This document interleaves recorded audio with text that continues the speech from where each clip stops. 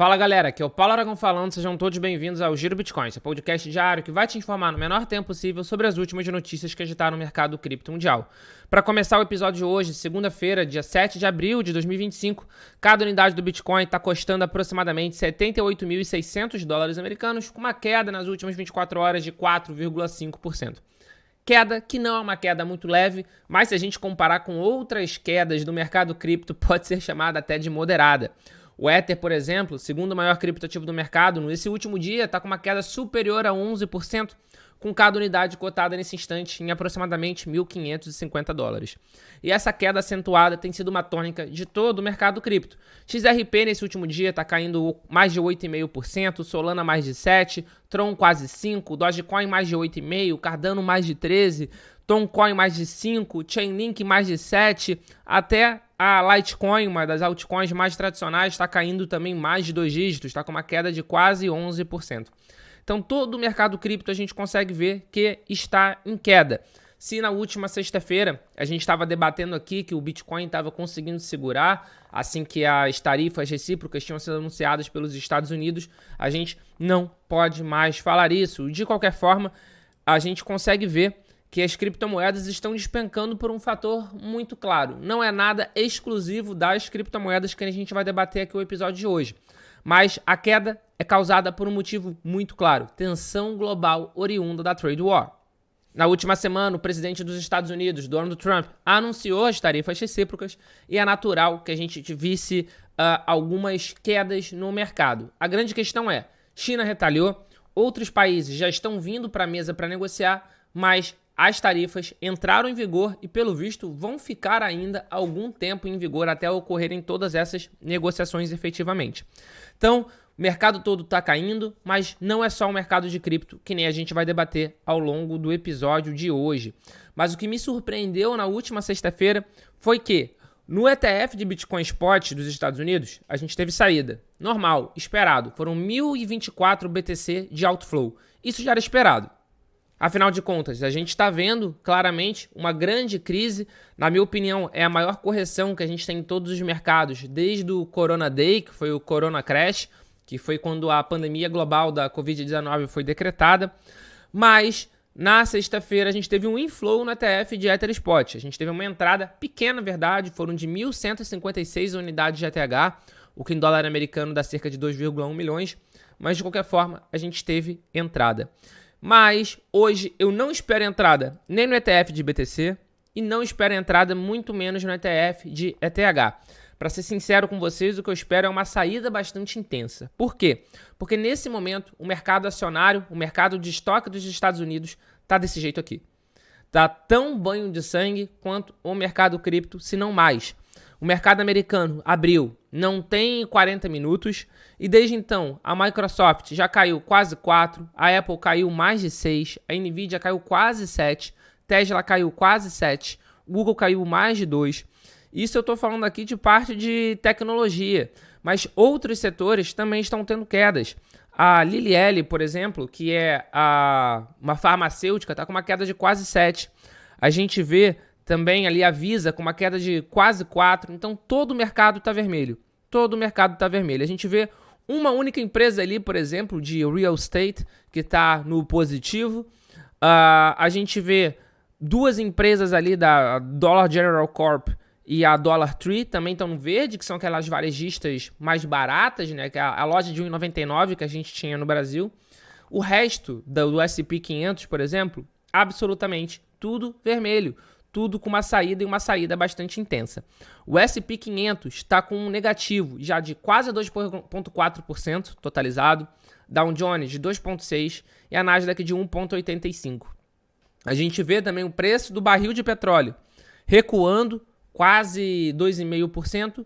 Em contrapartida, o ouro, ele mesmo, já começou a se recuperar e nesse momento está com uma alta de aproximadamente 0,3%.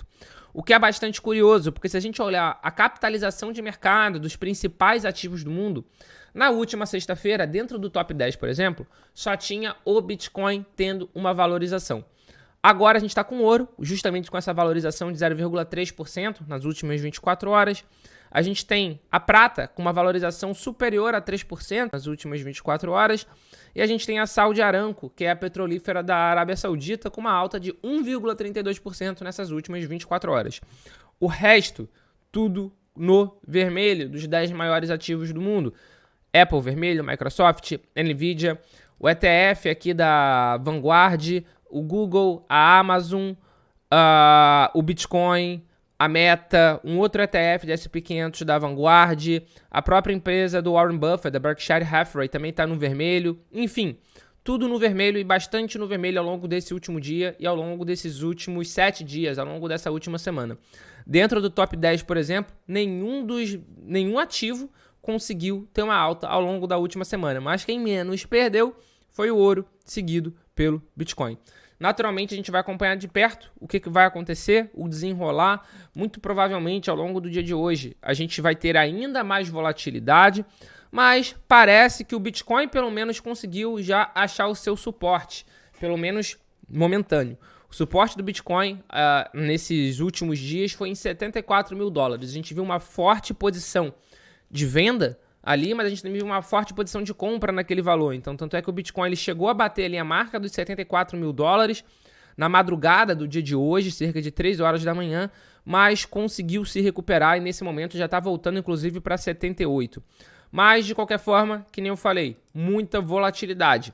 E agora, se essa volatilidade é uma oportunidade de compra ou se é um momento de saída, é uma decisão muito pessoal.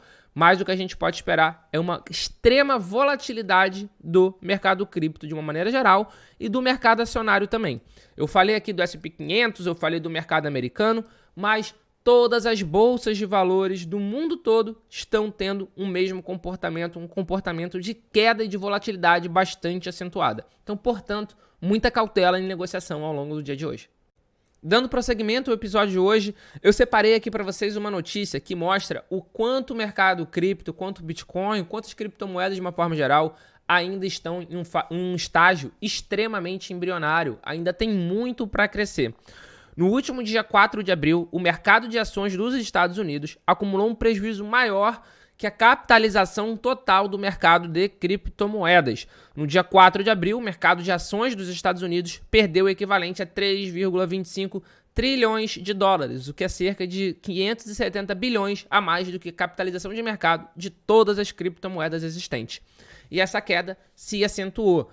Hoje, por exemplo, que nem eu já mostrei para vocês, o mercado americano abriu em queda e a gente pode esperar ainda mais queda nesses próximos dias até essa questão ser assentada, no sentido de ou ser resolvida ou o mercado passar a lidar com essa situação do jeito que está, né? Ou alguns países entram em acordo ou o mercado vai começar a funcionar dessa maneira mesmo e as coisas vão começar a se recuperar.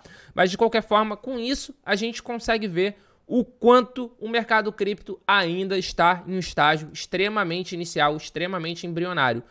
Toda a capitalização de mercado das criptomoedas, e mais do que ela, foi perdida em apenas um dia de queda acentuada no mercado acionário. Notícia positiva para a gente, porque demonstra que a gente ainda tem muito a crescer, a gente ainda tem muito a evoluir aqui no mercado cripto. Dando continuidade para o episódio de hoje, a gente vai falar agora rapidinho sobre a FTX. Para quem não se lembra, a FTX era a segunda maior exchange do mundo, até que colapsou em 2022. Colapsou por um golpe. O seu CEO fazia uma verdadeira confusão financeira com os ativos dos usuários e utilizava esses ativos numa outra empresa deles, no braço de Venture Capital, para investir em outras empresas. Então a FTX não tinha o dinheiro todo custodiado lá, porque ele tinha utilizado para outros motivos sem autorização dos usuários.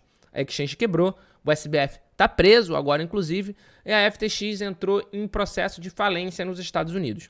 Desde então, eles têm conseguido recuperar parte dos fundos, têm conseguido vender participações em empresas que eles tinham para fazer um reembolso proporcional dos usuários. Mas quase 400 mil usuários da FTX correm o risco de perder 2,5 bilhões de dólares em reembolso, a menos que concluam o processo de KYC, de Know Your Client, antes do prazo estendido para 1º de junho.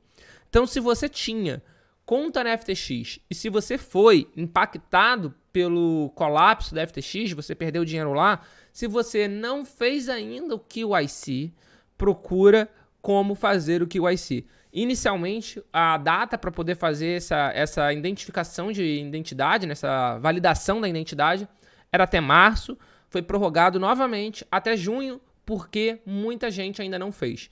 400 usuários, 2,5 bilhões de dólares americanos. Então, se você tinha cadastro no FTX e não fez a sua validação ainda para poder pegar o reembolso, faça enquanto é tempo para você receber o seu dinheiro de volta. E para fechar o Giro Bitcoin de hoje, duas notícias rapidinhas. A primeira delas é que a Tether, a maior emissora de stablecoin do mundo, que é inclusive a emissora por trás da USDT, que é o terceiro maior criptoativo do mundo, que é uma stablecoin de dólar americano, ou seja, é uma moeda pareada no dólar americano, pode lançar uma nova stablecoin se reguladores dos Estados Unidos banirem o USDT. Ou seja, o CEO da Tether, que é o Paolo Ardoino, revelou que a Tether enxerga a situação como uma oportunidade de ampliar sua atuação no mercado, porque se a USDT for banida dos Estados Unidos, eles vão lançar uma stablecoin em conformidade com a legislação local, exclusivamente para o mercado americano. Então, com isso, ele está deixando claro que eles não vão abandonar o mercado americano, que é o maior mercado do mundo atualmente, a maior expansão também, por causa justamente do Donald Trump, por causa dessa regulamentação favorável à indústria cripto, e que se realmente a USDT for banida, o que vai acontecer é que eles vão lançar uma outra stablecoin exclusivamente para o mercado americano. E a segunda, rapidinha, para fechar o Giro Bitcoin de hoje, que a CVM tinha emitido um stop order e suspendido as negociações do token Ike, que é emitido pelo Ike Batista, para financiar o seu projeto de Supercano. A CVM emitiu essa ordem e o Ike Batista, a equipe do Ike Batista já derrubou o site do Ike, o site da ICO, da Initial Coin Offering, dessa moeda que o Ike estava lançando para o Brasil. Então, a CVM emitiu o stop order e o Ike já cumpriu a legislação, já cumpriu a determinação da autarquia. Esse foi o Giro Bitcoin de hoje. Muito obrigado pela sua companhia nesse dia vermelho, nesse dia sangrento para o mercado cripto, para o mercado financeiro de uma forma geral. E se você chegou até aqui agora, já sabe, deixa o seu like no episódio, comenta aqui embaixo se você está otimista com o futuro do mercado ou se você acha que já era, mas eu quero saber também a sua opinião. Muito obrigado pela sua companhia. Compartilhe o episódio no seu grupo de WhatsApp, no seu grupo de Telegram e a gente já tem um encontro marcado aqui no nosso episódio de amanhã, onde eu espero que as coisas estejam pelo menos um pouquinho melhores. Valeu!